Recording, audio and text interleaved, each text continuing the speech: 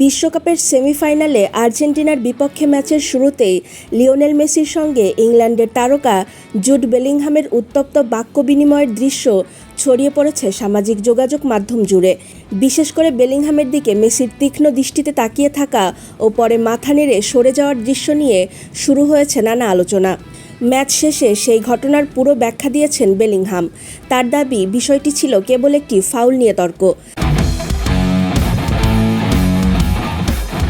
আটলান্টায় Argentina ও ইংল্যান্ডের ম্যাচের শুরু থেকেই ছিল শারীরিক লড়াই, একের পর এক ট্যাকেল আর ফাউল।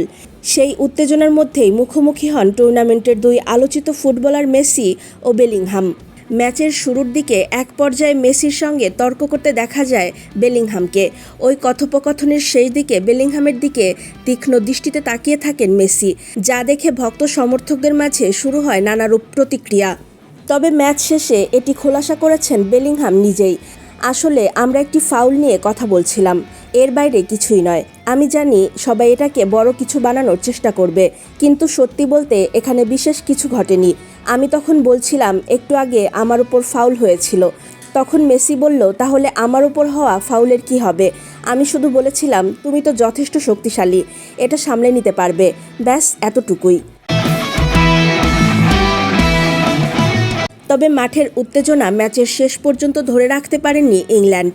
৫৫ মিনিটে অ্যান্থনি গর্ডনের গোলে এগিয়ে যায় তারা।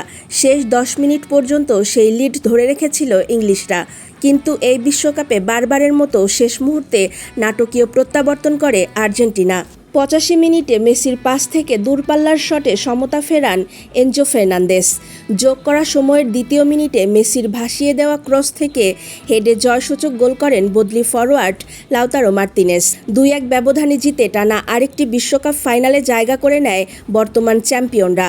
হারের হতাশা নিয়েও মেসির বিপক্ষে খেলতে পারাকে বিশেষ অভিজ্ঞতা হিসেবে দেখছেন বেলিংহাম। মেসির বিপক্ষে খেলাটা আমার জন্য অবশ্যই অনেক বড় পাওয়া। তার প্রতি আমার কোনো ধরনের বিরূপ মনোভাব নেই। অবশ্যই হেরে যাওয়াটা খুব কষ্টের, কিন্তু এমন একজনের বিপক্ষে মাঠে নামতে পারাটাও বড় সম্মানের।